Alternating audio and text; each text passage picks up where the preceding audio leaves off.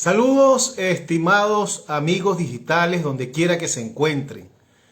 Reciban ustedes mi abrazo virtual, mi cariño, mi respeto y mi agradecimiento por siempre seguirnos en este espacio. Mi nombre es José Ríos Lugo, soy comunicador social. Este espacio lleva como nombre En Conversación con Ríos Lugo y es una producción del portal informativo El Reporte Global.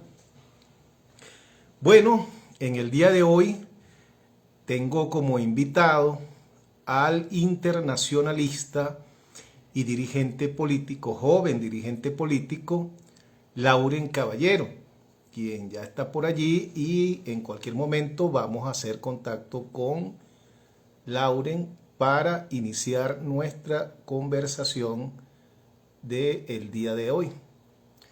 Más cosas que comentar en esta semana que inicia, y vaya el deseo de que sea una semana exitosa para todos. Ya tenemos por aquí entonces a Lauren, que está en horizontal. Tenemos en horizontal, Lauren. Ustedes usan esto al revés.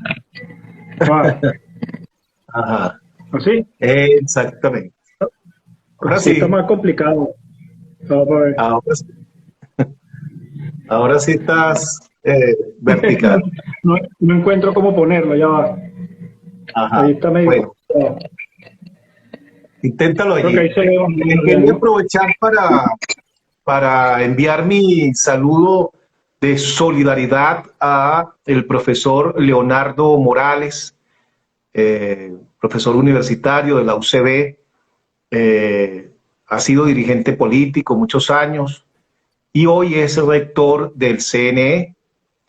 Él ha sido objeto de una sanción por parte de la Unión Europea, así como otros políticos, otros dirigentes de la oposición, Bernabé Gutiérrez y otros, han sido objeto de sanción por la Unión Europea, sanción a la cual rechazo categóricamente, puesto no veo ninguno de estos señores de oposición motivo alguno para que sean sancionados.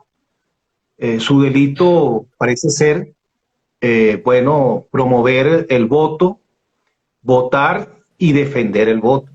Ese parece ser el delito que está sancionando en estas personas, específicamente la Unión Europea. Entonces vaya mi solidaridad para el profesor Leonardo Morales, a quien conozco como una persona seria, responsable e íntegra.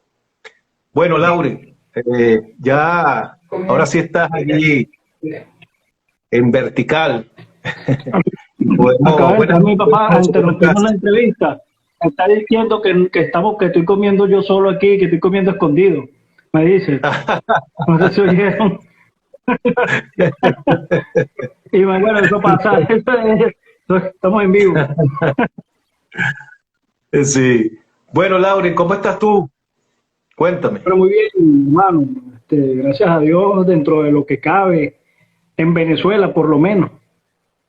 Escuchándote con atención, tu reflexión con respecto al tema de lo que llaman sanciones, manera, digamos, término el cual considero inadecuado para catalogar este tipo de, digamos, de políticas unilaterales o multilaterales en este caso, que no tienen absolutamente nada que ver con lo que el derecho internacional y los grandes juristas internacionales pues han venido estudiando y promoviendo desde hace bastante tiempo, ¿no?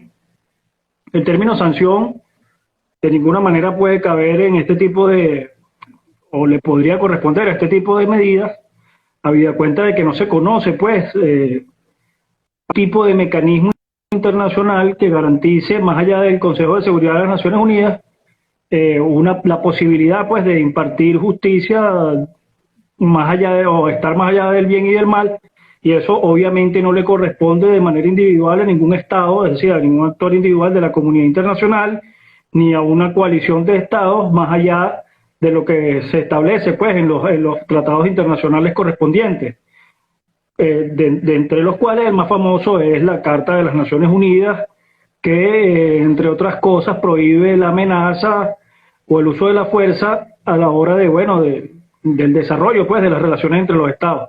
Eso específicamente está establecido, y esto lo sabe cualquier persona que haya estudiado un poquito la materia. No hace falta ser un erudito, en el artículo 2, numeral 4 de la Carta. Pero además hay otras cuestiones interesantes, ¿no? Que es que la Carta de las Naciones Unidas rige relaciones entre Estados, fundamentalmente. Y no pareciera aquí, en el caso particular de estas medidas coercitivas que se han venido emprendiendo, no solamente contra actores políticos puntuales que hacen vida en Venezuela, sino también contra instituciones del Estado venezolano, no pareciera, pues, encuadrarse en nada de lo que se ha venido haciendo en los últimos meses, en los últimos años, dentro de lo que serían los parámetros mínimos del derecho internacional. De allí que surja la preocupación, no solamente de calificados voceros nacionales e internacionales sobre el tema de estas medidas, o sea, sobre la problemática que además generan estas medidas como daño colateral sobre la población, sino que incluso tengamos o hayamos tenido recientemente la visita de algún funcionario internacional. Me refiero particularmente a la señora Alena Duján, quien pudo verificar in situ que estas sanciones o estas medidas coercitivas efectivamente vulneran los derechos humanos de la población, vulneran derechos fundamentales, como por ejemplo las personas que han sido, cuando en el caso particular de los actores individuales que no tienen nada que ver con las sanciones que se han emprendido contra PDVSA u otras instituciones del Estado, que son un asunto más complejo. Pero vamos a ver, supongamos que el caso de Leonardo Morales es un caso emblemático. Sancionan al rector, al vicepresidente del CNE, porque lo meten dentro de un paquete como si fuera un funcionario del régimen de Maduro, y no hay ningún tipo de discriminación, ni mucho menos. O sea, lo meten en ese saco, no le permiten derecho a la legítima defensa, no hay allí claridad acerca de cuáles son exactamente las sanciones, pues, internas que van a tomar los estados de la Unión Europea con respecto a este funcionario venezolano. Pero además supongo que estas medidas no tienen nada que ver con la congelación, pues, de bienes en los bancos europeos, ni mucho menos, porque Leonardo Morales, como tú bien sabes, además de que es un profesor universitario no tiene donde caerse muerto en Venezuela. Lamentablemente la educación aquí está olvidada, los profesores universitarios no tienen suficientes ingresos ni siquiera para cubrir el costo del traslado desde su casa hasta los centros de estudio. Entonces, bueno, esa es la realidad de todo profesor universitario o de todo profesor, digamos, de cualquier institución educativa del Estado, que no trabaje por cuenta propia en alguna otra cuestión. Entonces yo dudo que el profesor Leonardo Morales tenga grandes cuentas en los bancos de Andorra, ni mucho menos en ningún banco europeo, ni en el BBVA, ni en el Grupo Santander, ni en Bankia. O sea, lo dificulto. Así que bueno, se emprende esta medida que me parece que más daño le hace a la posibilidad de que ocurra en Venezuela algún tipo de apertura, por llamarlo de algún modo, desde el punto de vista democrático, mediante la utilización de las reglas de juego del régimen autoritario, y entonces se deja todo básicamente en manos de la agenda internacional. Es decir, mira, ustedes pueden hacer aquello que nosotros, los europeos, que nosotros, los estadounidenses, que nosotros, decidamos que ustedes pueden hacer. De resto, si cualquier iniciativa particular, cualquier iniciativa local, bueno, está condenada al fracaso, porque ustedes tienen que someterse a los designios de una comunidad internacional que lamentablemente no es capaz ni siquiera de regirse por sus propias reglas jurídicas elementales. Te repito, el caso de la violación flagrante de la Carta de Naciones Unidas trágico, es una vergüenza pues para lo que representa pues todo el ordenamiento jurídico internacional. Estados Unidos no solamente ha amenazado a Venezuela con el uso de la fuerza, sino que ya es un delito, por cierto, está prohibido explícitamente, como dije, artículo 2, numeral 4, Carta de Naciones Unidas, sino que además de la amenaza del uso de la fuerza, se han emprendido medidas de tipo coercitivo al margen del Consejo de Seguridad de Naciones Unidas contra instituciones del Estado venezolano por cuestiones políticas que son, digamos, un asunto interno del Estado venezolano, y eso está prohibido también. El principio de igualdad soberana de los Estados prohíbe ese tipo de acciones. Entonces, aquí lo que tenemos es unos actores internacionales interviniendo en el conflicto venezolano, y lamentablemente esa intervención parece que como que no ayuda realmente al propósito final, que sería pues generar un cambio democrático o una apertura democrática en el país, sino que lo que hace es pues llevarnos a un estadio mucho peor, donde las fuerzas democráticas locales ya no van a tener ningún tipo de margen de maniobra para participar. Me parecería sorprendente, José, que en el caso de, mira, recientemente hubo unas elecciones en Bielorrusia, y la oposición participó en esas elecciones, participó con condiciones adversas y todo lo que ya sabemos. Y yo no he visto que la comunidad europea ni que los estadounidenses hayan sancionado a quienes participaron en esas elecciones, en las peores condiciones que te puedas imaginar. Un país heredero de la Unión Soviética, ¿ah? Un país que tiene un gobierno que gobierna de manera autocrática desde hace, sabrá Dios ya cuántos años, más de una década, 2 décadas. Entonces, ¿qué es lo que está pasando con Venezuela? ¿Por qué Venezuela genera tanto interés, pero a la vez lleva a los actores, a algunos actores de la comunidad internacional, a actuar no solamente al margen de la legalidad y al margen del derecho de gentes, sino a cometer errores tras error de manera consecutiva y sin ningún tipo de reflexión al respecto de lo que están haciendo?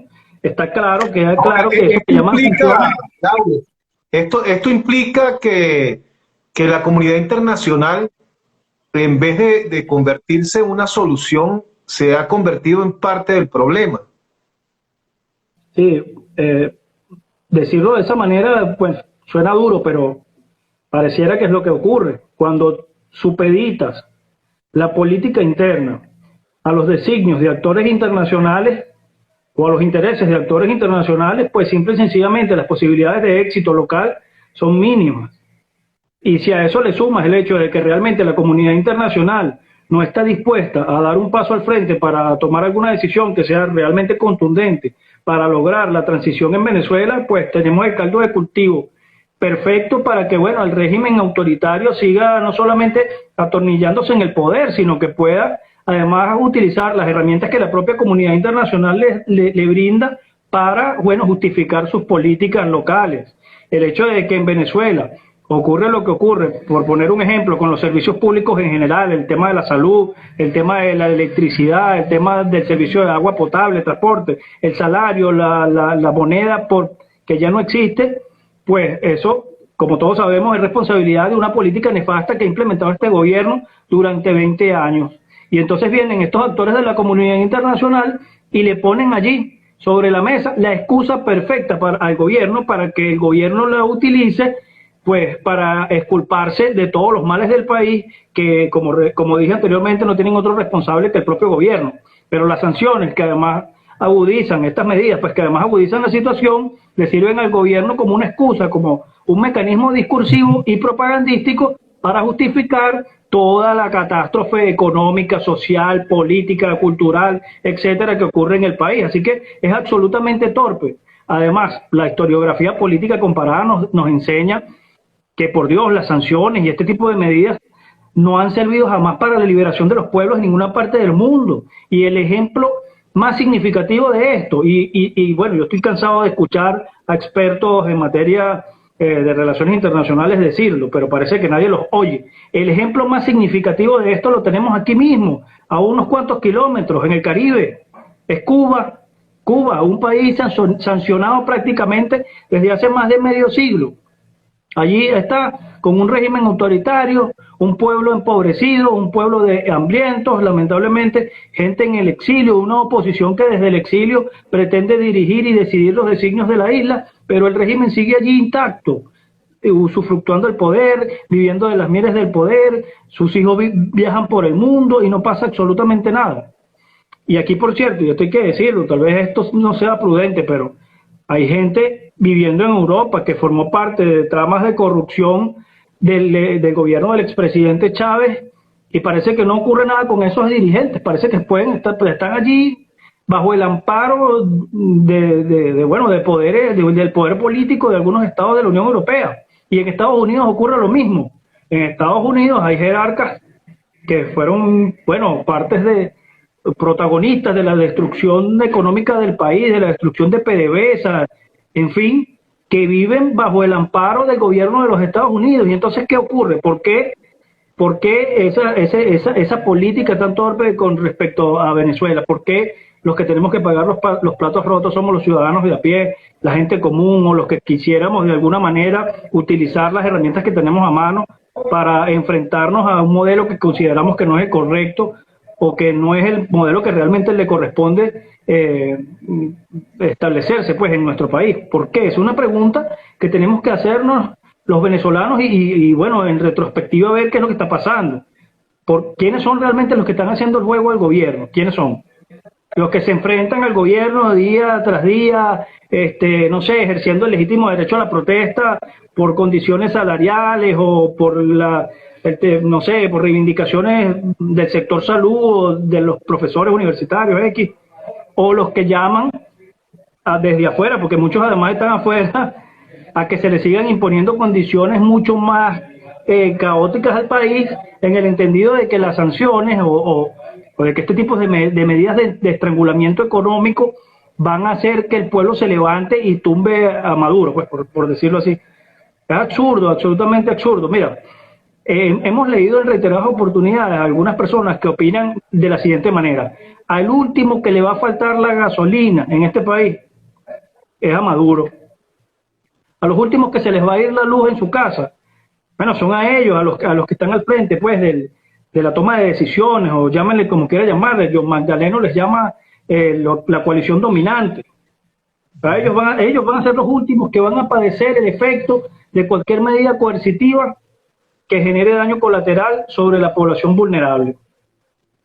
El tema de que bloqueen o desvíen barcos con combustible de Irán, además una vez más violando el derecho internacional, porque la Carta de Naciones Unidas solamente faculta al Consejo de Seguridad para tomar este tipo de medidas, capítulo 7 de la Carta, que involucran la utilización de fuerzas aéreas, marina, de X, para garantizar que se restablezca la paz y la seguridad internacional. Pero además hay otra pregunta que cabría hacernos, ¿no? Si utilizamos la Carta de Naciones Unidas como nuestra guía, ¿es que acaso el asunto venezolano ha sido calificado desde el propio Consejo de Seguridad como una amenaza para la paz y la seguridad internacionales? Pregunto.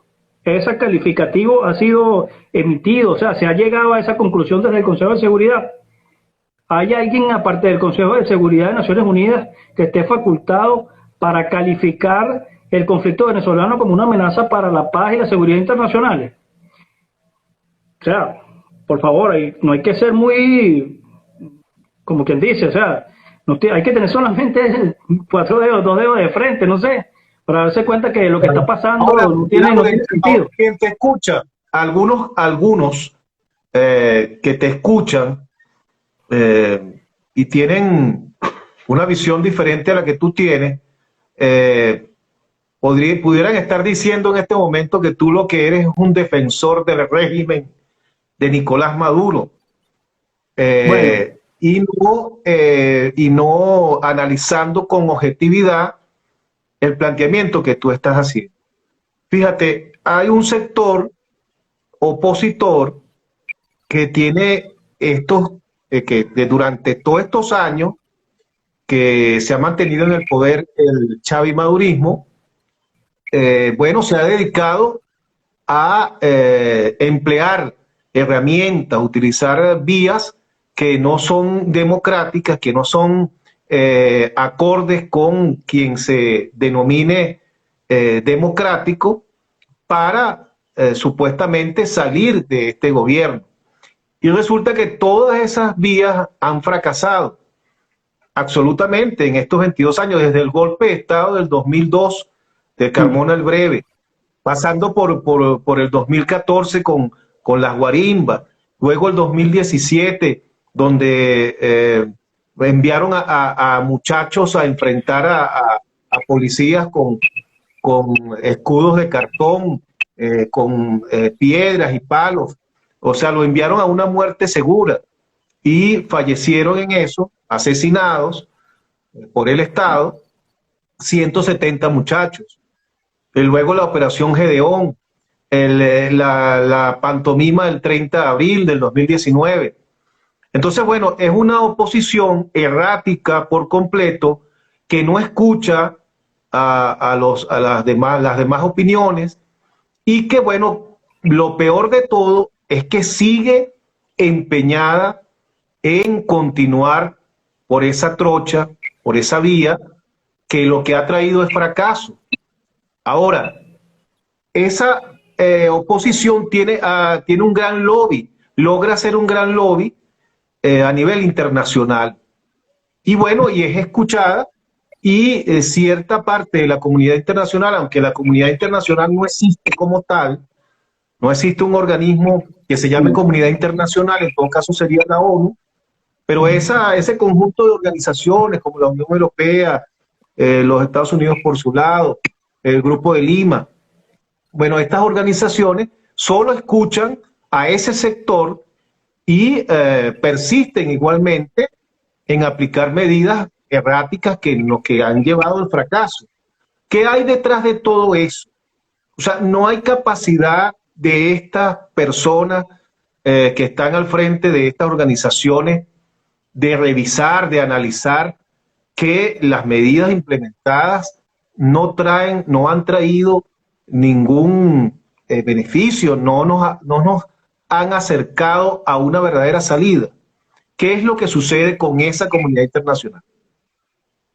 Mira, esa pregunta es compleja porque, o sea, muy difícil de respondértela, o sea, tener una respuesta puntual a esa pregunta que engloba muchas cuestiones, digamos, que tienen que ver no solamente con la política enmarcada dentro del régimen legal internacional, sino que habría que poner sobre la mesa también el aspecto humano, el aspecto, lo que es la política real, pues lo que llaman la realpolitik, los intereses de los actores, qué hay detrás del discurso.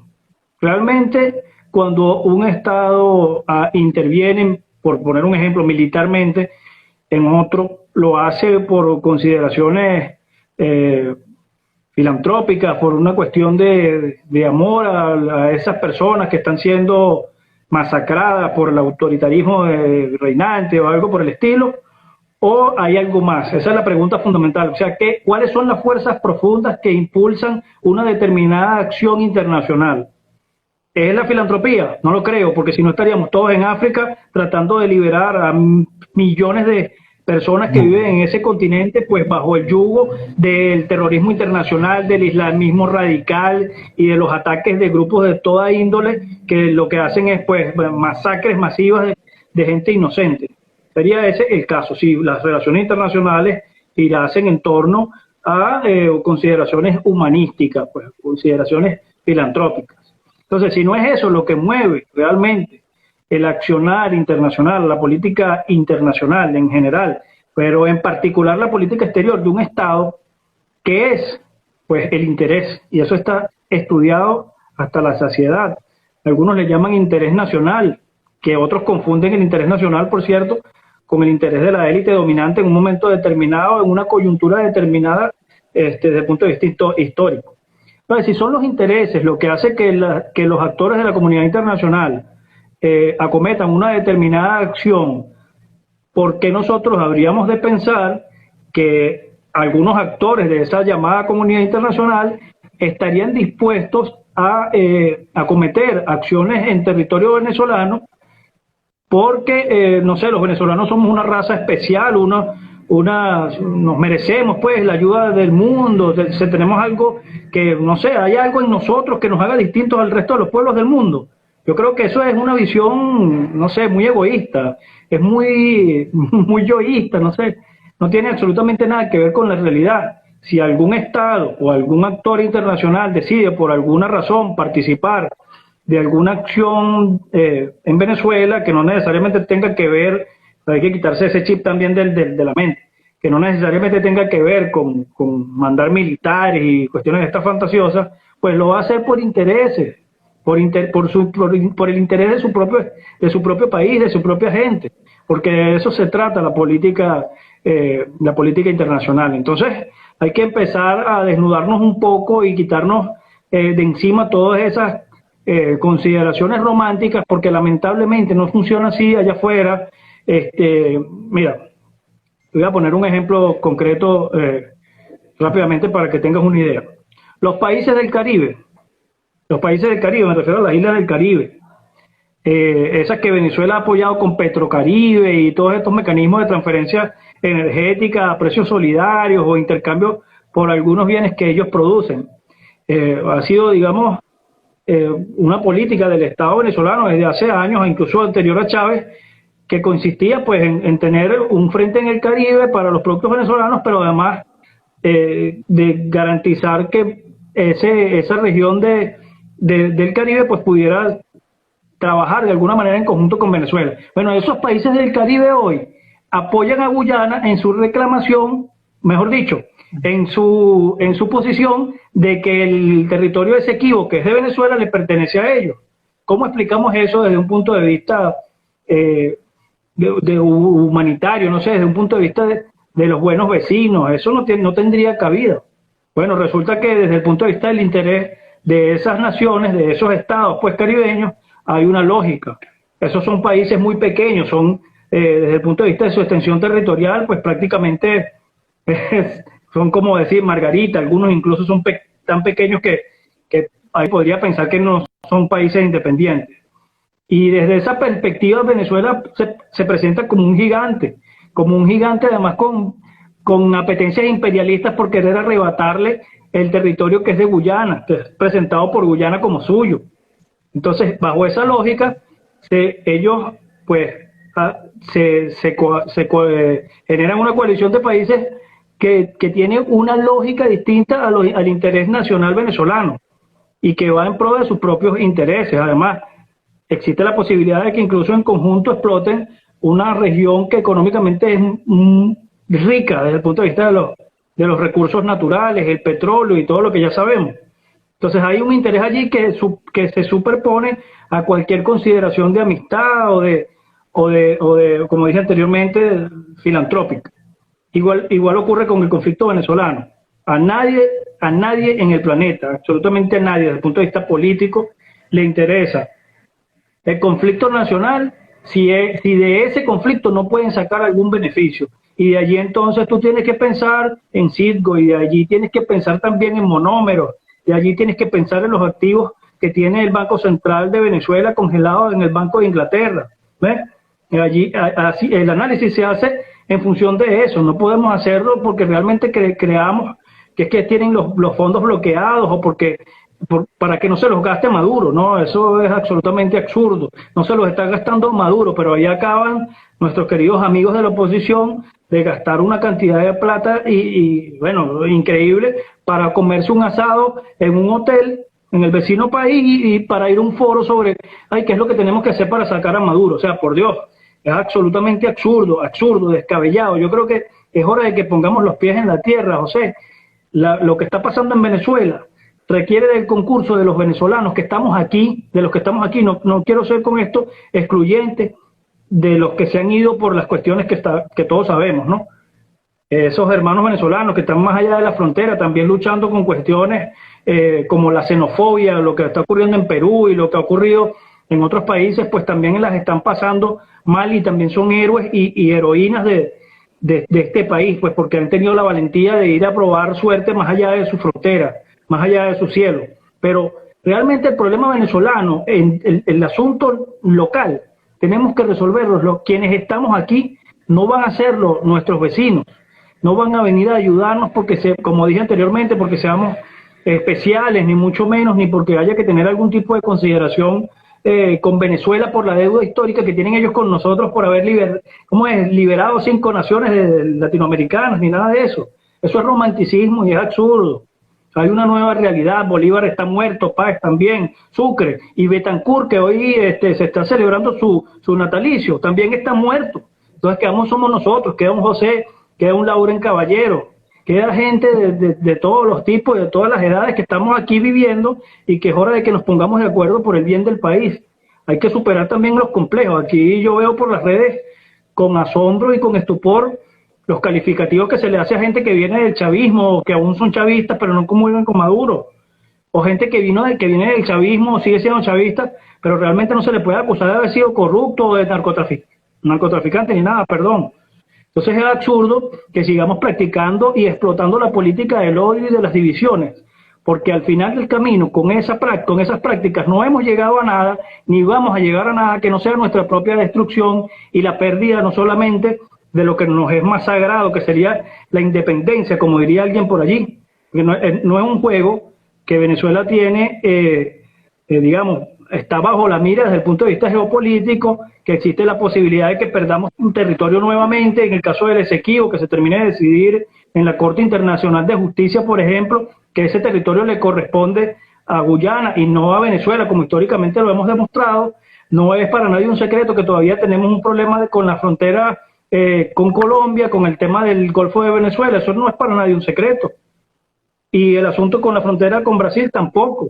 Entonces, en la medida que nosotros no seamos capaces de ponernos de acuerdo como nación, no vamos a ser tampoco capaces de resolver problemas que van más allá y que trascienden nuestra existencia material en este mundo, nuestra existencia biológica.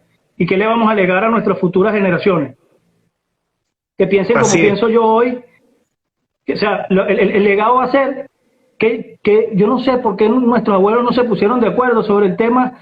Era tan sencillo, y mira, perdimos el Esequibo por eso, o perdimos el Golfo de Venezuela por aquello, ya no tenemos la fachada atlántica porque no se pusieron de acuerdo, como no se pusieron de acuerdo nuestros antepasados con relación al tema de las fronteras con Colombia, que había quedado delimitado en aquel acuerdo del ministro Pombo con Michelena, y bueno, perdimos una parte importantísima del territorio nacional. Absurdo. Mira, no quiero extenderme más porque me imagino que ya debe haber terminado el programa.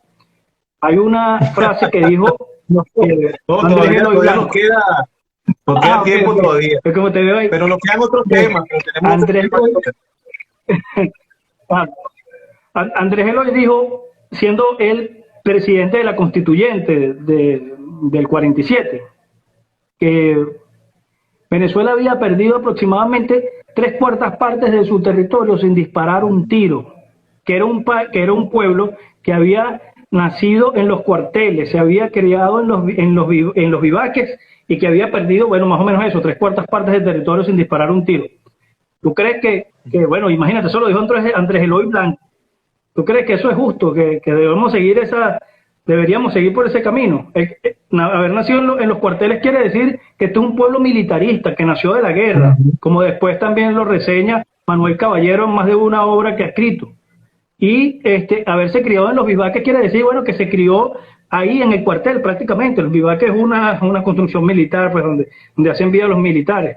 Entonces, es un país militarista, bravucón, pero cobarde, porque no ha sido capaz de echar un solo tiro para defender un pedacito de tierra. Eso no creo que sea, no creo que deba seguir siendo la descripción histórica de nuestro país, de nuestra nación Venezuela. Claro. Fíjate, Lauren, muy interesante todo lo que nos has expuesto sobre la materia internacional. Tú eres internacionalista y también eres dirigente político. Ahora, fíjate, precisamente es importante que tú nos puedas plantear, que tú nos puedas decir cómo ves en este momento la situación política interna. Me refiero específicamente a lo que está planteado, a lo que estamos viendo, a lo que se está desarrollando. Venimos de un 6 de diciembre donde hubo una mínima participación. La oposición nuevamente la oposición democrática, la que cree en la vía electoral, no tuvo la capacidad de poder convocar o motivar el voto del ciudadano. Eso es una realidad por múltiples factores, entre ellos que el sector del señor Guaidó, el sector de oposición del señor Guaidó, se dedicó precisamente a tocar la puerta de los venezolanos para decirle que no votaran. Eso es un factor. Pero el otro factor también es que esta oposición no ha sido capaz de penetrar en la gente, de ganarse la confianza de la gente y de motivar a la gente al voto. Hoy día tenemos una Asamblea Nacional que está conformada por 257 diputados del oficialismo y apenas 20 diputados de la oposición.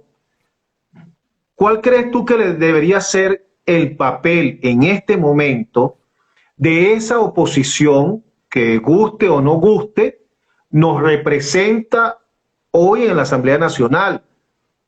¿Cómo debería manejarse esa oposición? ¿Qué debería hacer en función de ir cambiando las cosas y de hacerle contrapeso de alguna manera, si se puede decir así, al gobierno? Mira, el trabajo de un parlamentario aquí y en cualquier parte del mundo, de un parlamentario de oposición, promover leyes que, bueno, cristalicen en bienestar para todos los venezolanos, que leyes realistas, que tomen en consideración pues las características de nuestro país, nuestra cultura, nuestras condiciones económicas, X. Pero también, bueno, ejercer las funciones de control que le corresponden a un parlamentario, hacer las investigaciones pertinentes sobre el tema presupuestario, averiguar a dónde han ido a parar los fondos que se aprobaron en la Cámara, todo este tipo de cuestiones es el trabajo que deberían estar realizando nuestros diputados electos pues, por la oposición en este momento. Salirse de esos esquemas sería repetir lo que ocurrió con la gestión anterior, que bueno, se utilizó la Asamblea Nacional, lamentablemente, se pretendió pues a utilizar este órgano como un mecanismo para Maduro, no sé, generar, promover invasiones, promover sanciones. Eso es absurdo, eso no es el trabajo de ningún parlamento en ninguna parte del mundo. Y la respuesta tampoco se hizo esperar, porque la respuesta frente a acciones de ese tipo de un gobierno democrático, pues a lo mejor no hubiera sido tan dura, pero hubiera tenido respuesta. Cuanto más no se puede esperar de un gobierno que claramente no luce democrático por ningún lado. Entonces también, yo veo a veces a personeros de la oposición, a altos dirigentes opositores de esa oposición pro abstención, pro sanciones, quejándose de las acciones del gobierno, pero pareciera que es como que no, el gobierno fue y te buscó en tu casa, tú no estabas haciendo nada, te llevaron. La revolución de los topochos del distribuidor Altamira, eso fue solo, fue espontáneo. Leopoldo, que ahora vive cómodamente en el barrio de Salamanca, pagando un piso de 12.000 euros al mes, él no tuvo nada que ver con eso, ni se generó la fuga de él en esa operación. Es absurdo, o sea, el juego es jugando. Si tú te metes en acciones militares, si tú decides pues que el camino es la salida, es por la fuerza, tú tienes que estar dispuesto a que te lleven preso, incluso debes estar dispuesto a que te maten, a poner tu vida, porque estás poniendo tu vida en riesgo y la vida de gente incluso inocente. Esa es la diferencia entre esta oposición y la oposición guerrillera de los años 60, 70. ¿Te acuerdas, no? ¿Sabes de lo que te hablo? Esos eran guerrilleros en serio, no andaban jugando ni andaban lloriqueando, se lo tomaron en serio. Y también les echaron plomo en serio. Betancourt se cargó de echarles plomo. ¿Te acuerdas de aquella frase de Betancourt? Que la tergiversan, en la que se le acusa de haber ordenado que las fuerzas de seguridad del Estado disparasen primero y preguntaran después. Pero déjame decirte que esa frase es incompleta. El contexto de ese entonces era pues una guerra interna, era la izquierda insurreccional, la izquierda esta pro-soviet y todo lo demás, que había decidido levantar armas contra la República, y en una de esas famosas aventuras se les ocurrió aquí en La Guaira, donde yo vivo, ir a tomar el parque de armas de un establecimiento militar. Capturaron a los jóvenes, ¿verdad? No les dispararon, los capturaron, y entonces Betancur pronuncia aquel discurso en el que le dice a las fuerzas de seguridad del Estado: la próxima vez que un grupo X violento intente tomar el parque de armas o algún fuerte militar o lo que sea, pues disparen primero y pregunten después. Ese es el contexto de ese discurso. Discúlpame que nombre tanto a Betancur está cumpliendo años, entonces a veces es bueno, digamos, invocar su figura para también recordar la historia. Entonces ahora no, ahora estos niños creen que es cierto. Fíjate, Lauri, lo que tú dices es cierto, son muy claras las atribuciones que tiene un parlamentario, pero en las circunstancias país en la que estamos en este momento, quizá esas atribuciones tienen que ir un poco más allá. Esos 20 diputados, imagínate, 20 diputados apenas contra 257, por decirlo de alguna manera. No se trata de que se estén cayendo a piñas con esos 257 en cada momento, pero tampoco pueden estar invisibilizados. Esos 20 diputados tienen que hacer bulla, sin caer en polarización y sin caer en enfrentamientos estériles. Pero tienen, por ejemplo, hay una situación en Guayana con los trabajadores ahorita. Bueno, esos diputados tienen que exigir que se interpele al funcionario encargado de esa empresa, sobre la situación eléctrica, sobre la situación del agua. O sea, esos diputados tienen que hacerse sentir allí. Yo recuerdo en el Congreso, y lo he colocado en las redes, cuando la causa R, la que fue aquella causa R que no es que la de hoy no es ni la sombra en nada de esa causa R combativa, tenía solo 4 diputados y parecía que fuesen 100 diputados. Mira, es que estaba Aristóbulo, estaba Pablo Medina, estaba Carlos Melo, y esa gente, bueno, todos los días, eso era exigiendo en la calle, haciendo 1000 cosas, solamente 4 diputados. Y eso conllevó a que la causa R, bueno, agarrara fuerza, que incluso tuvieron un candidato presidencial, Andrés Velázquez. Entonces, yo, como ciudadano, como un simple ciudadano, yo creo que esa oposición tiene que hacerse notar de alguna manera, y para que la gente sienta que tiene a unos representantes allí. Porque si no, entonces se va a ver como que simplemente esa oposición está allí para bailar el disco que le ponga el gobierno, y bueno, incluso que le diga cómo bailar ese disco. Entonces, bueno, yo creo que ahí debería ponerse más fuerte de alguna manera esa oposición. Bueno, no sé cuál es tu visión al respecto. Absolutamente de acuerdo contigo, José, absolutamente de acuerdo. Fíjate, hay allí oportunidades interesantes. Ahorita, por lo menos en el caso, hay un caso relevante que es el de Timoteo Zambrano, que creo que preside la Comisión de Política Exterior. Bueno, desde allí se pueden hacer algunas labores interesantes. Ahora, escuché recientemente una propuesta que hizo el propio Timoteo con respecto a la posibilidad de ir a un proceso de mega elecciones y no sé qué. Eso considero yo que es un error grave, porque distrae la atención de lo que realmente está en el camino, pues. En este caso, las elecciones regionales.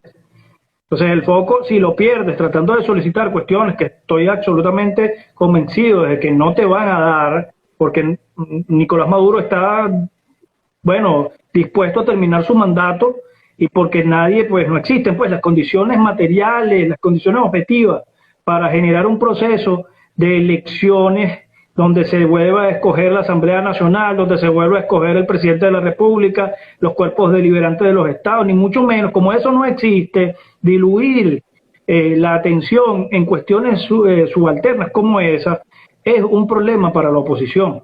Ahora, con respecto a lo demás, por supuesto que ese es el trabajo de los parlamentarios, porque yo creo que la gente se le olvida, como se supone que esto es una democracia participativa y protagónica, ¿no? Que participan, que tienes que obedecer X o Y cosas, o que no vas a tener agua esta semana, ya ni lo participan, ya la luz se va y el agua también, sin que te lo participen. a la gente se le olvida que los parlamentarios son representantes del pueblo venezolano, pero de los estados también, de las entidades federales. Y la gente que vive en las entidades federales, en los 23 estados del país, el Distrito Federal, tienen necesidades puntuales. Entonces, ¿qué tiene que hacer un diputado o una diputada de la República, un parlamentario, pues? Además de ir a hablar de los asuntos legales del país y todo lo demás de interés nacional, pues representar en el Parlamento el interés de aquellas regiones en las que para las cuales fueron electos como representantes. Eso es fundamental. O sea, tienes la posibilidad de hablar por gente que no puede hablar directamente con el presidente o hablar directamente en la Cámara de Representantes. Entonces, si nuestros diputados, por muy pocos que sean, no ejercen esa labor, estamos mal. Tú hablas de la causa R, pero es que tenemos otros ejemplos históricos. En parlamentos bajo dictaduras, en este mismo país, habían voces disidentes de muchísimo peso que, como el propio Andrés Eloy, levantaron la bandera de la democracia y se pelearon con los parlamentarios adictos al régimen y todo lo demás en tiempos de dictadura, por decirlo de alguna manera. Entonces, si eso pudo ser posible en unas condiciones tan extremas como las de la Venezuela, de la primera mitad del siglo XX, cuánto más no ahora que tenemos todos estos medios de comunicación a la disposición, que sabemos en tiempo real las incidencias de una determinada barriada de nuestro país. Allí hay una noticia circulando acerca de unos señores que utilizaron una cuestión que era para fertilizante como sal y con eso salaron una sopa y no sé qué. Bueno, el país entero está enterado de esa noticia, el país entero. Entonces, imagínate, los problemas locales ya se convirtieron en problemas nacionales en tanto y en cuanto las redes y todos estos mecanismos de comunicaciones lo han permitido. Así que no hay excusa para que un parlamentario que realmente está del lado del pueblo vaya y levante la voz a favor de los problemas del pueblo, problemas del agua, de la inseguridad, del transporte público, del aseo urbano y de todo lo demás que ya sabemos, pero en particular y como punto de honor el tema económico. El tema económico, si no lo superamos, nuestros índices de pobreza van a seguir incrementándose, la decadencia pues en todo el entramado social va a seguir digamos avanzando y no vamos a tener posibilidad alguna de salir de esta desgracia en el corto o en el mediano plazo. Entonces, fundamentalmente los diputados de oposición tienen que prestarle los servicios al país en esas materias. Yo creo que debería retomarse un proyecto, por ejemplo, se me ocurre, que tenía que ver con atender el asunto de la crisis energética del Zulia, que se presentó ante el Parlamento anterior y que fue denegado, y en el que la CAF estaba involucrada y algunos actores de la comunidad internacional. Creo que el PNUD estaba también trabajando en conjunto para garantizar que, bueno, que en el Zulia se instalasen algunos generadores que permitieran darle respuesta a la crisis energética de ese estado. Bueno, aquel Parlamento lo negó. Este Parlamento debería retomarlo y aprobarlo con el voto y la vigilancia de nuestros parlamentarios de oposición. Espero que lo estén haciendo. Yo no estoy poniendo algunos ejemplos sobre la mesa. A lo mejor ya están trabajando en eso. Cosas que se me ocurren, claro, que yo hubiera hecho pues si fuese diputado. Esa es una película de Cantinflas, si yo fuera diputado. Bueno, tú fuiste candidato, pero bueno, sí. Imagínate, te enfrentaste a toda la maquinaria y el abuso de poder del Estado. Y eso no es cualquier cosa. Laura, fíjate, nos queda ya poco tiempo y sí quería también tocar el tema relacionado con la sociedad civil. Pero antes de eso, bueno, tú eres dirigente político, estuviste hasta hace poco en una organización política avanzada progresista, ya no estás en esa organización, no te voy a preguntar por qué no estás allí, no es la idea, pero bueno, como dirigente político, ¿cuál es tu rumbo en este momento? ¿O vas a hacer un receso en la política? ¿Te vas a dedicar a tu actividad como internacionalista? O sea, ¿en qué anda? Mira, te voy a contar rapidito para que tengas una idea en lo que andamos. No soy yo solo, hay una cantidad de gente también que está, digamos, en la misma sintonía. Recientemente se acaba de aprobar en el estado Vargas, en el estado La Guaira, como se llama ahora en los papeles, una ley de convivencia ciudadana que transgrede la Constitución, prohíbe el derecho a la protesta, le prohíbe a la gente respirar, comer, beber agua y hacer otro tipo de necesidad fisiológica en la vía pública. Tiene una cantidad de errores de todo tipo, errores ortográficos, errores de sintaxis, errores gramaticales. Es absolutamente una locura esa ley que fue aprobada recientemente por el Consejo Legislativo del Estado. Bueno, nosotros hemos decidido como contrapropuesta colocar sobre la mesa una nueva reforma de esa ley de convivencia ciudadana que restituya pues los derechos que han sido conculcados por esa ley y que le garantice a los ciudadanos de nuestro estado pues que puedan tener una vida digamos en paz, pues en sana convivencia, que es el deber ser de una ley de ese tipo. Entonces, bueno, nosotros venimos emprendiendo esa serie de acciones con el mismo interés que siempre hemos hecho política, es decir, estar del lado de los derechos de la gente.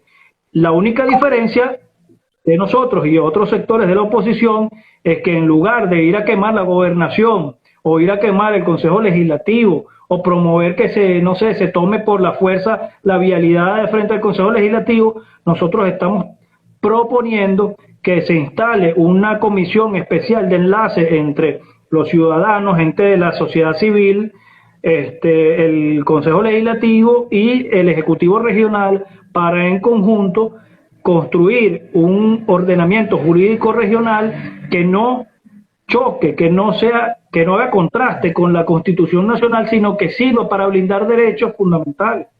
En este caso, pues, en la ley que nosotros estamos promoviendo, se resalta el derecho a la legítima, a la protesta, digamos, a la manifestación pacífica. ¿Me entiendes? Nosotros lo primero que hacemos en la redacción de esa ley es resaltar el hecho de que los venezolanos, según lo que establece el artículo 68 de nuestra Constitución, tienen derecho a manifestarse, bueno, públicamente, de la manera que consideren conveniente, claro, siempre y cuando esto sea sin portar armas de fuego, ni atentar contra la propiedad pública ni privada. Entonces, ¿cuál es la razón de ser de las leyes, desde las orgánicas hasta las ordenanzas municipales? Bueno, digamos, desarrollar una serie de derechos fundamentales que están ya de por sí expresados claramente en el texto constitucional.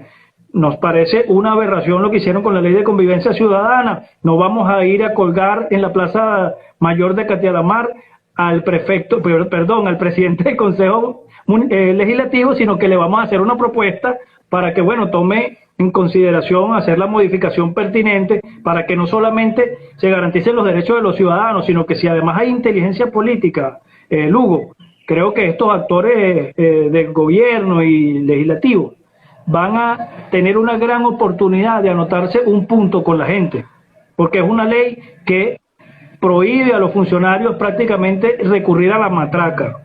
Esta nueva propuesta que nosotros estamos haciendo le prohíbe a los funcionarios retener documentación de los ciudadanos, le prohíbe a los funcionarios obligar a que los ciudadanos tengan que ir a pagar la multa de inmediato con la excusa de que si no lo hacen, pues no les entregan el vehículo o X, lo que sea.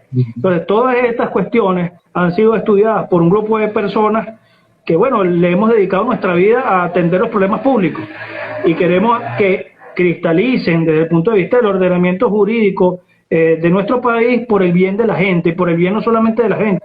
¿Sí? Cuando hablamos de la gente tenemos que reconocernos como la gente, a nosotros mismos. Nosotros formamos parte de ese pueblo que se ve afectado por las decisiones gubernamentales. Por eso es que a veces, cuando yo escucho a algunos compañeros que dicen, no, que la política, que yo no quiero saber nada de la política y no sé qué, bueno, más vale que te interese, porque el tema es que todas las decisiones políticas que se toman, buenas y malas, te afectan a ti, a tu familia, a tus hijos, a las generaciones futuras. Entonces, ¿cómo no te puede interesar algo tan importante como la política?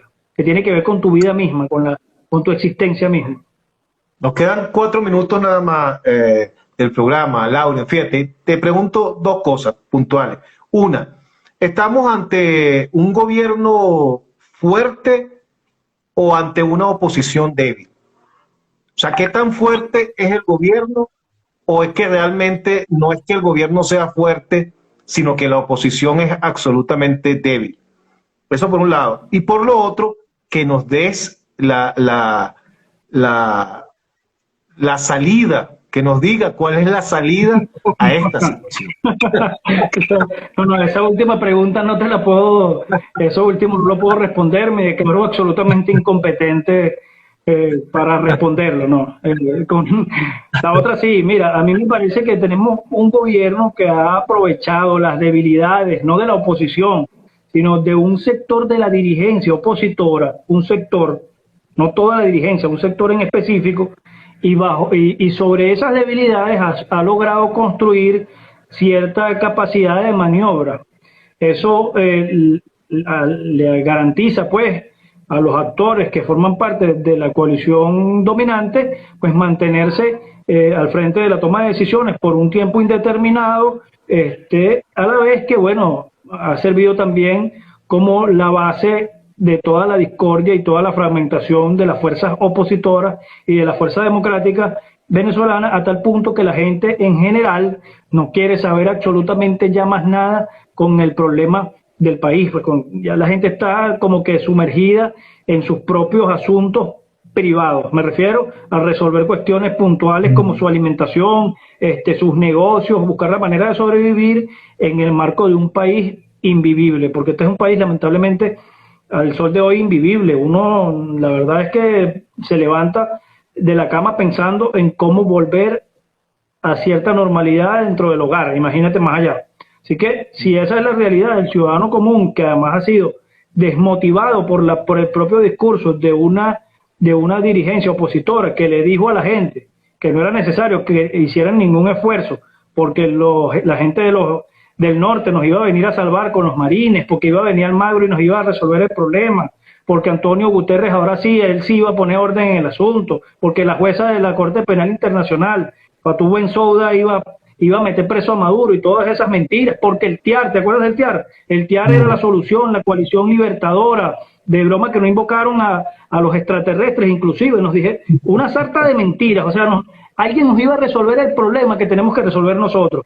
Y cuando tú le dices eso a la gente se cruza de brazos y dice, bueno, si ya no los van a resolver, ¿para qué voy a preocuparme? Voy a ocuparme más bien de mis asuntos particulares, y además con la pandemia y todo lo demás que ya sabemos, pues la cosa se puso mucho peor. Aquí hay que decir esto, el único actor político que ha tomado alguna medida tímida, a veces hasta errática, pero las ha tomado con respecto al asunto de la pandemia, ha sido ese gobierno de Nicolás Maduro, que algunos no reconocen como gobierno, que algunos dicen no lo llames gobierno, llámale régimen, bueno, X, llámale como tú quieras, pero ese parapeto, como tú quieras llamarlo, es el único que ha tomado decisiones con respecto a cuestiones que afectan a la vida de todos nosotros. Cuando ese gobierno decide que le venden, no sé, Movilnet a Carlos Slim, los dueños de Movilnet, siendo de la oposición o del gobierno, igualito acatan eso, los empresarios siguen pagando impuestos. O sea, hay un reconocimiento que a lo mejor no es explícito, pero está allí, de que hay un gobierno que hace lo que un gobierno hace, pues ese tipo de cosas, toma decisiones sobre la vida de un país. Y mientras esa realidad esté allí y nosotros estemos pensando que los problemas los va a resolver la Liga de la Justicia, el capitán Cavernícola o yo no sé quién, pues estamos fritos, compadre. Yo lamento decirlo de esa manera. Hay que darle una dosis de realidad a la gente. Tenemos que asumir nuestra responsabilidad ciudadana. Llegamos al final y muy preocupado porque no nos diste la solución a este problema.